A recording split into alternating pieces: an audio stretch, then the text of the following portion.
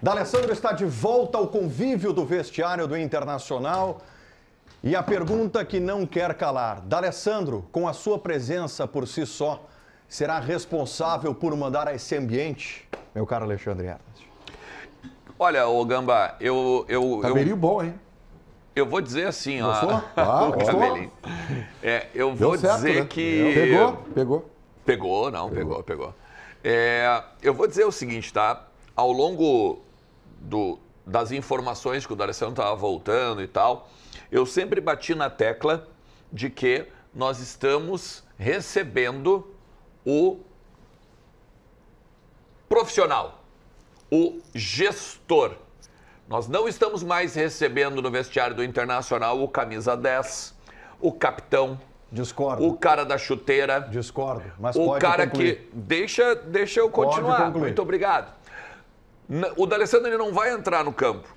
O D'Alessandro ele não vai fazer um laboba. O D'Alessandro ele não vai pegar e cortar para dentro e chutar e ganhar, por exemplo, do Vitor, né? Que era praticamente um dos maiores filhos que o D'Alessandro teve, né? Que na tá voltando aí, história. né? Enfrenta o Grêmio no final de semana, como diretor agora do Atlético O goleiro Mineiro. Vitor, né? Diretor. O goleiro Vitor é diretor do Vitor Atlético. do Galo. Exatamente. Então, assim, o que me parece, tá? Na fala do D'Alessandro, e que o Sonda trouxe muito bem, transformar num grupo, né? Transformar o mental do atleta, fazer com que o grupo seja unido, não sei se novamente é a palavra, mas que seja unido em cima de um projeto, imbuído em algo, que ele se ajude. O D'Alessandro é um cara que tem duas virtudes principais no falar com os atletas, tá? Primeiro, união, e segundo, o mental. São duas coisas que o Inter estava precisando, não só dentro do campo, mas fora dele também. O D'Alessandro fala aos conselheiros, olha, a maior prova de que o grupo e que o Inter precisa de união é que, mesmo eu tendo ligação com o Roberto Melo, que foi o adversário do Barcelos, eu tô aqui. Eu me despi de questões políticas para estar pelo Inter. E financeiras também, né? Não, ele ainda tem uma dívida. A dívida continua, não tem problema nenhum. A gente pode falar disso depois. Mas que pode grande- vir a ter o problema, né? A grande questão está: o Inter precisa de gente como o D'Alessandro. Pessoas com cacife, pessoas com quilate, pessoas com títulos, pessoas com história, pessoas com estofo. Tá, vamos lá. Dentro do vestiário do Inter. O D'Alessandro não está nessa função pela sua expertise como diretor. Não, porque ele pegou não tem essa experiência pequena no Cruzeiro. expertise. Claro que não. A função dele no Cruzeiro, inclusive, era diferente dessa que ele vai exercer no Internacional. Ou seja, ele não está pelo seu know-how como diretor. Não tá. D'Alessandro não foi contratado como o diretor.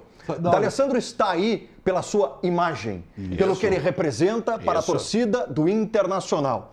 Se ele, executando essa função, vai mostrar habilidade para, de fato, se tornar um diretor para além do Inter... Só o tempo vai dizer. Porque eu acredito que ele, olhando para essa nova função, ele não mire apenas ser o diretor do Inter.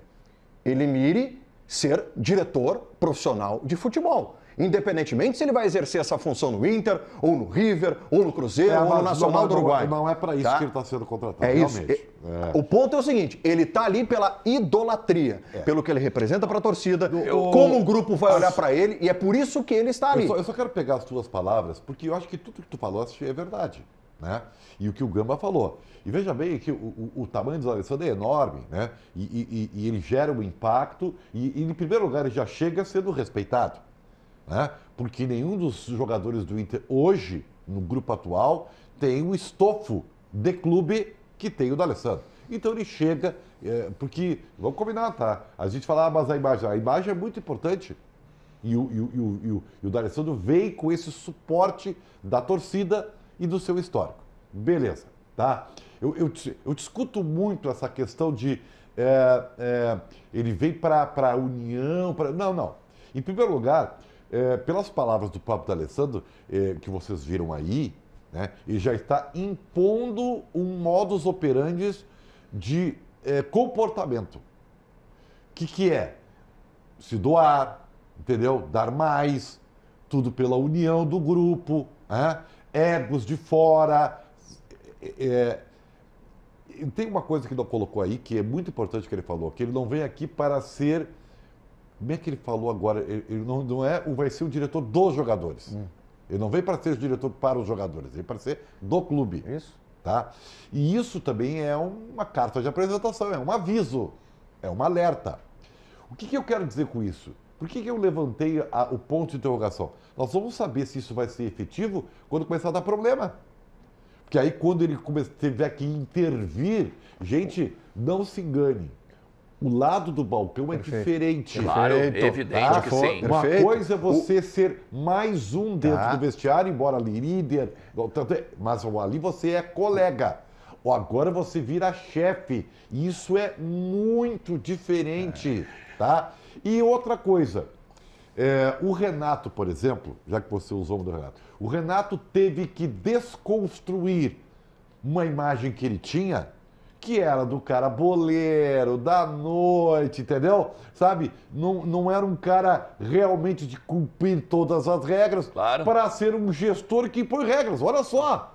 E o D'Alessandro vai acontecer a mesma coisa. Ah, mas o D'Alessandro é diferente, né? Sim, mas o D'Alessandro teve seus problemas de vestiário também, não vamos nos enganar. Ontem eu usei um termo, todo mundo Ribeiro. tem ego, todo mundo tem ego. Tem uma né? Ô, Ribeiro, É vaidade, ontem eu usei um termo no Vozes do Gigante, no programa da noite, que era o seguinte: ele deixa de ser o derrubador para ser o derrubável.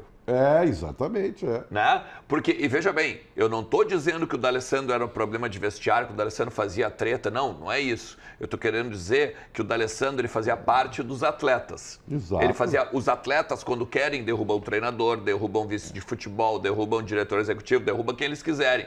Os atletas, na verdade, são os que mandam no departamento de futebol. Só que agora, isso, exatamente, ele deixa de ser pedra para ser vidraça. Mas aí que tá. Ele deixa de ser o derrubador para ser o derrubável. Mas aí que tá, né? O Ribeiro e tu, vocês colocaram agora um ponto do D'Alessandro como jogador no vestiário, que tinha problemas. Vaidade, teve problemas. Mas a minha leitura é diferente. Eu vejo que o D'Alessandro sempre no vestiário do Internacional, ele foi essencial. Ele segurava o vestiário, ele já fazia esse papel que ele vai fazer. Ele segurava o vestiário, ele evitava a crise, ele era o elo entre comissão técnica, entre direção, ele era esse líder. Só que ele estava do outro lado. Eu entendo. Só que ele era jogador. Agora ele está do lado da direção. Salvo interpretação equivocada minha, vocês estão colocando o D'Alessandro dentro do vestiário como um problema. Poderia derrubar treinador, poderia derrubar dirigente, e eu nunca vi dessa forma. Eu sempre vi ele como o lado positivo, o líder, o cara que chamava a responsabilidade. Ele foi tudo isso. Eu tenho uma dúvida. Só que quando tu muda do lado do balcão, a perspectiva que tu tem é completamente diferente. Eu entendo. Vou dizer o seguinte, sabe o que está aparecendo? Quando a gente falou aqui, lembra quantas vezes nós falamos do que o Inter precisava de um psicólogo? Aí, o Inter contratou na sua visão o psicólogo. Mas eu vou te devolver com uma pergunta, tá? Vou te devolver com uma pergunta. Só que o futebol é diferente. Tá bom, qual é o prazo de validade? Porque até hoje, eu afirmo, hoje o D'Alessandro está imune a críticas por parte da torcida. Evidente. Hoje ele está imune. Hoje a torcida fechou com ele. Eu só quero lembrar uma questão, Vamos lá. Ele está imune à crítica até quando? Tá? E ele exposto agora como vidraça, como vocês disseram, até que ponto pode arranhar a imagem do ídolo impenetrável? Cara, olha aqui, eu vou te dar um exemplo maior de todos. Fernando Carvalho, maior presidente da história do Internacional. Sem dúvida. Ele arranhou a sua imagem quando tentou salvar o Inter do Real Madrid. E arranhou. Ele correu riscos. É um risco que o D'Alessandro vai correr. Assim, bem observado. Deixa eu falar uma coisa. Todos os retornos dos ditos ídolos e reconhecidos ídolos para os clubes pelos quais eles foram ídolos e serão sempre, existe o risco iminente de arranhar a imagem. Não há como não arranhar a imagem no futebol. Não existe. O maior ídolo de todos vai arranhar a imagem. Por quê? Porque ele vai ter que ter um poder de decisão, seja dentro ou fora de campo. O Renato já passou pelo Grêmio umas 500 vezes. Já foi, já voltou. E já arranhou a imagem dele umas 500 vezes. A diferença é a seguinte, vai ter estofo para aguentar a pressão, porque eu me lembro muito bem de um dos grandes ídolos do Inter, o Fernandão. O Fernandão não teve estofo para segurar.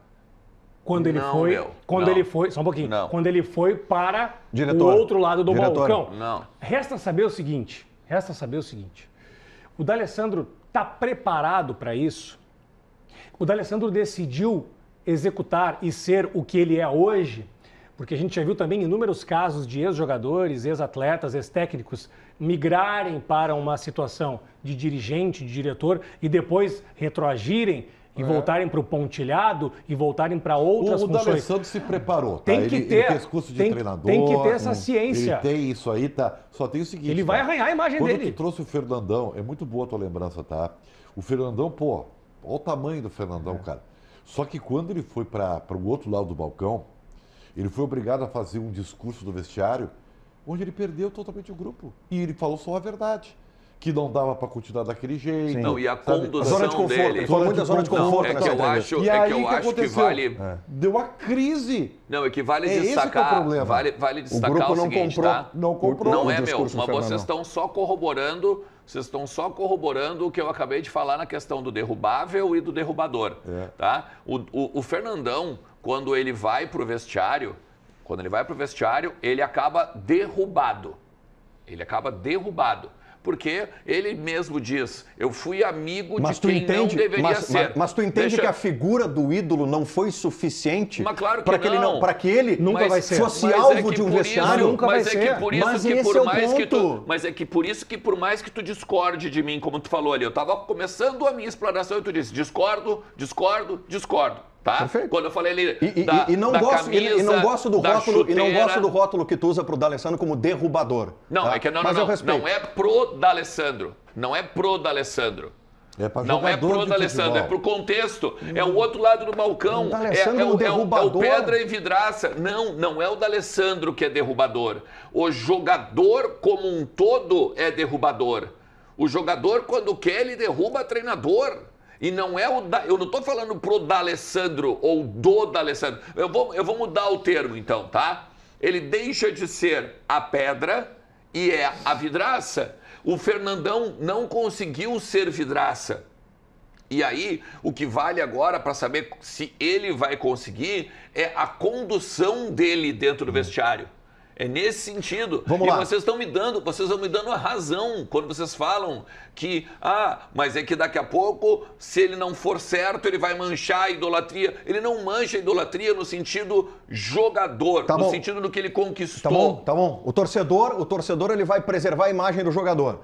O torcedor do Inter preservou a imagem do Falcão como jogador, não preservou? Perfeito. Preservou. Sim, perfeito. Nas passagens como treinador foi criticado pela torcida.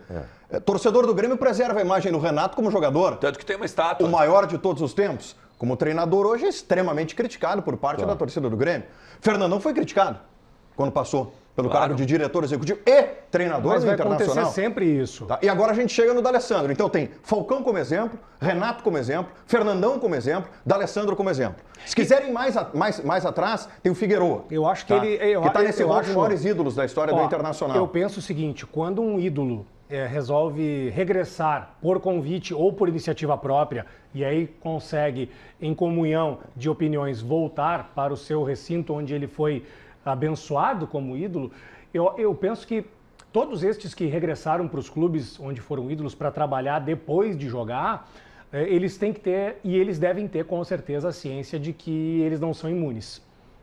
E quando tomam essa decisão, eles têm total sabedoria de que imunidade não existe. Vem pra cá, Pedro, vem pra cá. Preciso que tu passe um recado aqui pra nossa audiência. Mas aí entra a sabedoria e a inteligência de entender que uma coisa é a figura do ídolo, outra coisa é o diretor. Sabe o que eu estou falando isso? Para vaidade e pro ego. De todos eles. É porque ele vai ter que Porque todos somos vaidosos. Todos. Jornalista, jogador, dirigente e tudo mais. A minha questão é, diante da primeira crítica que vai surgir, tá? E ele conhece bem, e logo ali. Ele conhece bem. Ele conhece a aldeia, claro, ele sabe como funciona, claro. que ele vai reagir. Pois é.